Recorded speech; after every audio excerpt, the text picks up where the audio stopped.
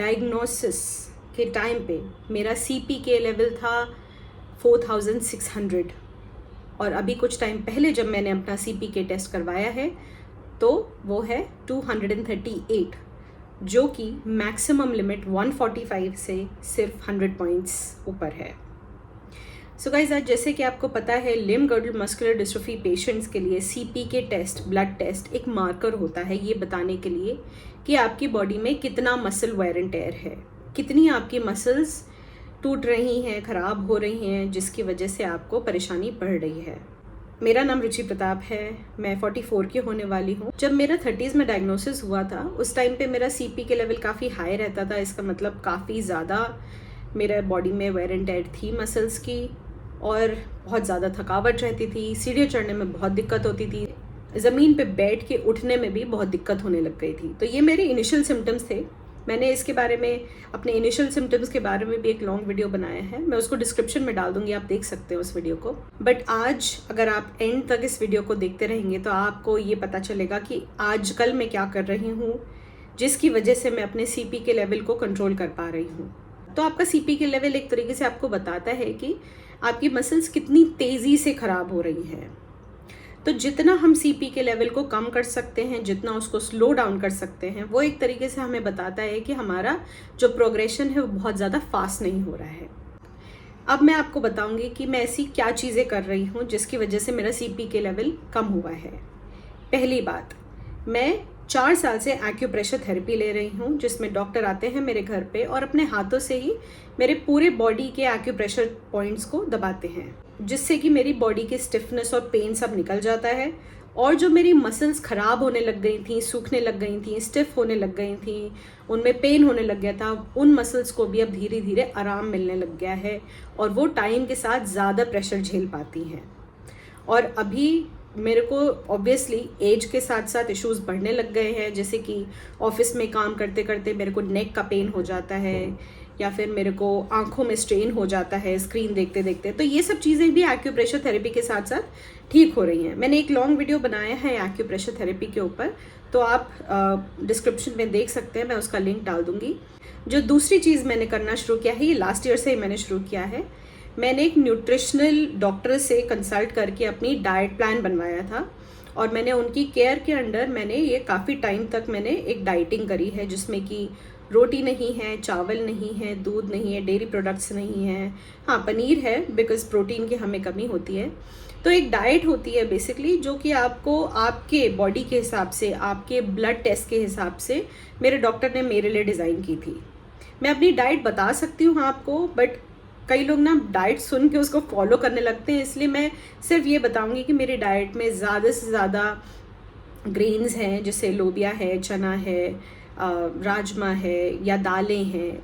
Morning के time पे वो है, दोपहर के टाइम पे अगेन कोई ना कोई प्रोटीन सोर्स है, अगर पनीर हुआ तो पनीर खा लिया, सैलेड खा लिया या फिर दालें वाले खा ली ढेर सारी, उसमें रोटी नहीं है, चावल नहीं है। और शाम के टाइम पे ऐसे हल्की फुल्की चीज़ें जैसे मखाने हैं, मूंगफली हैं या फिर कोई फ्रूट्स वगैरह हैं, नारियल पानी है, कभी कभी और भी चीज़ें होती हैं, डिपेंडिंग मेरी डाइट प्लान कैसे चल रहा है। और रात के टाइम पे सिंपल उबली हुई सब्जियां हैं या फिर सैलेड्स वगैरह हैं, सौते सब्जियां हैं। तो इस टाइप से मेरा डाइट प्लान चलता है। तो गाइज़, ये डाइट मैंने जुलाई 2024 में शुरू करी थी और अभी जून 2025 हो गया, तो ऑलमोस्ट 12 महीने होने वाले हैं। और मैं आपको बोल सकती हूँ कि इस डाइट की वजह से मुझे बहुत ज़्यादा फ़ायदा मिला है। आई एम श्योर कि कहीं ना कहीं ये भी कंट्रीब्यूट कर रहा है कि मेरा CPK लेवल कम हुआ है, मेरा डिक्लाइन कम हुआ है। मेरे को पहली बात तो एनर्जी ज़्यादा फील होती है। पहले एक टाइम ऐसा था कि मैं ऑफिस का काम करते करते 8 घंटे 9 घंटे की शिफ्ट करते करते बहुत ज़्यादा थक जाती थी, तो मुझे रेस्ट करना ही पड़ता था। बट अब मुझे दोपहर में सोना नहीं पड़ता, रेस्ट नहीं करना पड़ता। तो डाइट की वजह से बहुत सारे करेक्शंस हुए हैं मेरी बॉडी में, मुझे ऐसा फील होता है। तो ये फर्स्ट हैंड मेरा एक्सपीरियंस है। फिर तीसरी चीज़ जो मैं कर रही हूँ वो ये है कि मैं सप्लीमेंट्स लेती हूँ ना। अगर मैं सप्लीमेंट्स के बारे में बात करूँ, कई लोग मुझसे पूछते हैं कमेंट्स में कि आप क्या सप्लीमेंट्स ले रही हो। पहली बात तो हर किसी की बॉडी के लिए अलग टाइप के सप्लीमेंट्स की ज़रूरत पड़ती है। आप अपना ब्लड टेस्ट करवाइए, आप एक न्यूरोलॉजिस्ट से या अगर आप कोई न्यूट्रिशनल डॉक्टर से कंसल्ट कर रहे हैं तो जो भी डॉक्टर से आप कंसल्ट कर रहे हैं उससे आप लिखवाइए एग्जैक्टली अपनी ब्लड रिपोर्ट्स के हिसाब से कि आपको कौन से सप्लीमेंट्स आपको सूट करेंगे। मैं आपको बता सकती हूँ जो सप्लीमेंट्स मैं ले रही हूँ ऑन अ कॉन्स्टेंट बेसिस। पहली बात, मैं एक मल्टी वाइटामिन और मल्टी मिनरल की टैबलेट लेती हूँ, एक टैबलेट रोज़ लेती हूँ। फिर उसके बाद मैं एक प्रोबायोटिक का कैप्सूल लेती हूँ जिसकी वजह से प्रोबायोटिक्स मेरी बॉडी में बेटर रहें, इम्यूनिटी मेरी बेटर रहे, रोगों से लड़ने की शक्ति मेरे को रहे। तो एक प्रोबायोटिक का कैप्सूल ज़रूर लेती हूँ दिन में। ये ओमेगा 369 का एक कॉम्बिनेशन एक कैप्सूल आता है, वो दिन में 1 या 2 डिपेंडिंग आपकी क्या ज़रूरत है। उसके अलावा मैं मोरिंगा की टैबलेट्स लेती हूँ, या अगर शेगवा या फिर ड्रम स्टिक्स आपको मिल सकती हैं अपने एरिया में, अपने रीजन में। अगर आपको मिल रही हैं तो आप उसको फ्रेश खाओ, अगर आपको नहीं मिल रही है तो आप मोरिंगा की कैप्सूल ले सकते हैं। उसकी वजह से भी आपकी बॉडी में बहुत फ़ायदा होता है। तो मैं कोई डॉक्टर नहीं हूँ मैं आपको बता नहीं रही हूँ कि ये आपको खाना ही खाना चाहिए, मैं आपको बस बता रही हूँ कि मैं क्या सप्लीमेंट्स लेती हूँ। उसके अलावा विटामिन डी का एक कैप्सूल लेती हूँ मैं हर वीक। डिपेंड करता है कि अगर विटामिन डी मेरा कम हो रहा है, क्योंकि हम लोग इतना बैठ नहीं सकते हैं बाहर, या फिर हम बाहर नहीं जा सकते इतना, तो ऑब्वियसली सन एक्सपोजर इतना नहीं रहता है, तो इस वजह से विटामिन डी ऊपर नीचे हो सकता है। इसलिए हर 3-4 महीने में अपनी ब्लड रिपोर्ट चेक करके विटामिन डी में अपनी एडजस्ट करती रहती हूँ।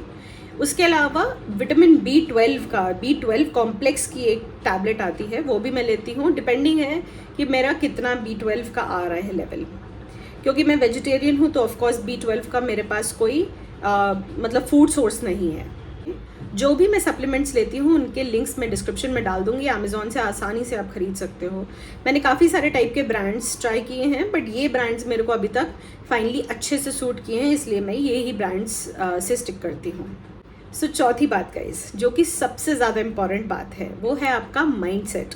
कई लोग ये सोचते हैं कि इस बीमारी का, इस कंडीशन का कोई भी ट्रीटमेंट नहीं है, और डॉक्टर्स भी बोल देते हैं आप ज़्यादा एक्सरसाइज मत करो, आप ज़्यादा मालिश मत करो, आपका इससे ब्रेक डाउन हो जाएगा, आप डाइटिंग मत करो, आपकी मसल लॉस हो जाएगी। कहीं ना कहीं आपको लोग डराते ही रहते हैं।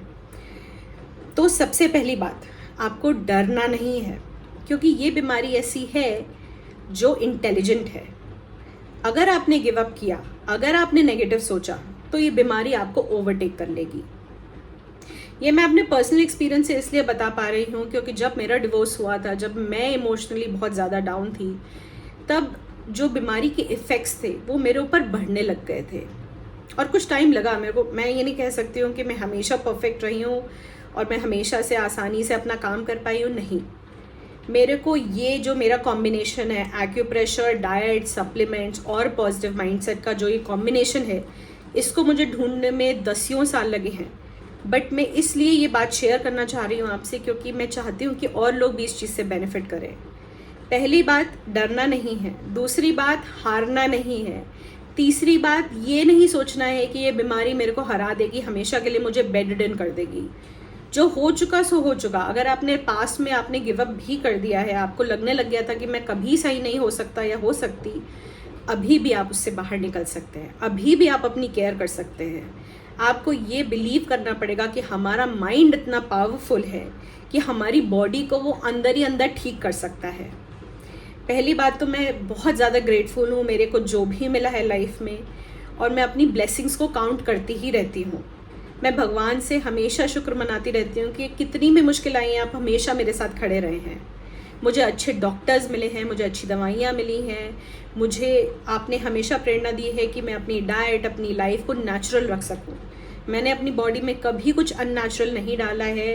हेल्दी खाना खाया है, घर का बना खाया है, ड्राई फ्रूट्स खाए हैं, फ्रूट्स खाए हैं, सैलड्स खाए हैं, हेल्दी खाना खाया है, जिसकी वजह से आज भी मैं अपने काम कर सकती हूँ, इंडिपेंडेंटली नहा धो सकती हूँ, बाहर भी जा सकती हूँ, वॉकिंग स्टिक की मदद से चल सकती हूँ, घर में भी चल सकती हूँ, थोड़ी बहुत कुकिंग भी कर लेती हूँ। इनफैक्ट जब से मैंने ये सारे काम करने शुरू किए हैं, मेरी स्ट्रेंथ इतनी बढ़ गई है। पहले एक टाइम ऐसा भी आया था कि मैं कुछ भी नहीं कर पा रही थी घर के काम, बट अब मैं आधा घंटा खड़ा होके बर्तन धो लेती हूँ, सिंक में झुक के मैं क्या कहते हैं, खाना बना लेती हूँ। आधा पौन घंटा खड़े रह के मैं खाना भी बना लेती हूँ। हाँ, थोड़ा एफर्ट लगता है, थक जाती हूँ, उसके बाद ऑफ कोर्स ज़्यादा टाइम रेस्ट करना पड़ता है, बट जो सेंस ऑफ अकम्पलिशमेंट होता है उस चीज़ से कि मैं कर सकती हूँ ये चीज़ जो मैं पहले एंजॉय करती थी, वो बहुत खुशी देता है गाइस। और धीरे धीरे मैं अपने आप को धक्का मार के घर से बाहर भी निकाल रही हूँ। कभी कभी ऑफिस भी जाती हूँ, और कुछ टाइम पहले आपने मेरे वीडियोस देखे होंगे, मैं मूवी भी देखने गई, मॉल भी घूमने गई। तो अपनी खुशी के रिस्पॉन्सिबल आप खुद हो। आपको खुद अपना रीज़न ऑफ मोटिवेशन ढूंढना पड़ेगा कि आपको क्या लाइफ में ड्राइव करता है। मैं एक सिंगल पेरेंट हूँ, मुझे पता है कि मुझे तब तक चलना है जब तक मैं अपने बच्चे को सपोर्ट कर सकती हूँ, जब तक पॉसिबल है मैं अपने इंडिपेंडेंटली अपने दम पे खड़ा रहना चाहती हूँ। तो आपको अपना रीज़न ढूंढना पड़ेगा और आपको विश्वास करना पड़ेगा कि आपका माइंड, आपका सोल आपकी बॉडी से ज़्यादा पावरफुल है। कोई भी आप ट्रीटमेंट करिए, आप बाहर जाके करिए, आप घर पे करिए, आपको जो परफेक्ट लगता है आपके लिए कॉम्बिनेशन, आप वो यूज़ कीजिए। बट आपको हमेशा यही सोचना है, अपने माइंड को कभी भी आपको ये नहीं सोचने देना है कि नहीं हो सकता। ये थॉट ही नहीं आने देना है आपको। बस आपको लगे रहना है और आपको अपने आप को ठीक करते रहना है। तो मैं इस चीज़ का एक लिविंग एग्जाम्पल हूँ गाइस कि पॉजिटिव थॉट और थोड़े से एफर्ट्स इंसान को बहुत दूर लेके जा सकते हैं। काफ़ी लोग मुझे रीच आउट करते हैं इंस्टाग्राम के थ्रू या फिर फेसबुक के थ्रू या फिर व्हाट्सएप के थ्रू, और मुझसे पूछते हैं कि आप तो चल लेती हैं, आप अपने मिड 40s में हैं, आप तो चल लेती हो, मैं तो इतना सब काम नहीं कर सकता या कर सकती। तो मैं उनको सारी यही बातें बताती हूँ। बट वही बात है गाइज, मैं यहाँ तक पहुँची हूँ क्योंकि मैंने बहुत एफर्ट्स किए हैं। मैंने आयुर्वेदिक ट्रीटमेंट्स लिए हैं, मैंने पंचकर्म लिया है आयुर्वेद का, मैंने थोड़े टाइम तक होम्योपैथी भी ट्राई किया है, मैंने सुजोग थेरेपी ली है जो कि मैग्नेट से होती है, मैंने कुछ फिजियोथेरेपी भी ली हुई है। बट जो चीज़ मेरे लिए आज काम कर रही है और जो चीज़ मेरे को एक्चुअली ब्लड रिजल्ट में दिख रही है कि मेरा CPK कम हो रहा है, वो ये 4 चीज़ें हैं। सो रिकैप करने के लिए वंस अगेन मैं क्या क्या करती हूँ। पहली बात है एक्यूप्रेशर थेरेपी, वीडियो का लिंक आपको डिस्क्रिप्शन में मिल जाएगा। दूसरी चीज़ है मैं न्यूट्रिशनल डाइट लेती हूँ। अगर आप मुझे कांटेक्ट करेंगे, मैं एक फॉर्म का लिंक डाल दूँगी, आप फॉर्म में भर सकते हैं और मैं आपको अपने डॉक्टर के डिटेल्स भी शेयर कर सकती हूँ, उसका लिंक भी आपको डिस्क्रिप्शन में मिल जाएगा। तीसरी चीज़ है सप्लीमेंट्स, मैंने सप्लीमेंट्स के भी लिंक डाल दिए हैं डिस्क्रिप्शन में। सप्लीमेंट्स आपको लेने ही हैं आपके हिसाब से, जो आपका डॉक्टर बोलेगा। और चौथी चीज़ है पॉजिटिव माइंडसेट। सो गाइज ये 4 चीज़ें करेंगे आप, कंसिस्टेंटली करेंगे, बिना थके, बिना कोई नेगेटिव थॉट आए, अगर आप ये करेंगे तो आई एम श्योर जो रिजल्ट्स मेरे को मिले हैं वो आपको भी मिल सकते हैं। ये सिर्फ दिमाग का गेम है गाइज, दिमाग का। पेशेंस चाहिए आपको और थोड़ी सी इंटेलिजेंस यूज़ करते रहना है। अपने ब्लड लेवल्स को, अपने CPK लेवल्स को आपको चेक करते रहना है। So guys best of luck on this recovery journey. I hope मेरा ये वीडियो सुन के आपको अच्छा लगा हो, आपको शायद कोई उम्मीद की किरण दिखाई पड़ी हो, और अगर आपको दिखाई पड़ी हो तो प्लीज़ सब्सक्राइब कीजिए मेरे चैनल को, और हो सके तो मेरे वीडियो को अपने फ्रेंड्स के साथ शेयर करिए जिनको लिम्ब-girdle मस्कुलर डिस्ट्रॉफी है। Thank you so much.